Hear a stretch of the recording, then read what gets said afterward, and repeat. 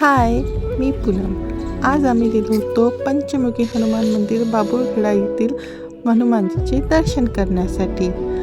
हा परिसर इतका सुंदर आहे. त्यानंतर आम्ही हनुमानजीचे दर्शन केले.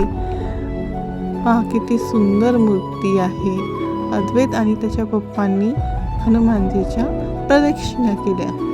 त्यानंतर आम्ही गाभाऱ्यातील परिसरात फिरण्यासाठी गेलो होतो. हा परिसर इतका मोठा आहे ना, खूप छान वाटलं. आणि हा आहे माझा मुलगा अद्वैत. हा बघा इकडे तिकडे इतका बघत होता ना. त्यानंतर आम्ही बाहेर निघाल्यावर हा एक झोपाळा दिसला. त्यावर तो झोका घेत होता. मला सुद्धा त्यासोबत झोका घ्यावासा वाटला. त्यानंतर आम्ही त्या दोघंही जण छान झोका घेत होतो.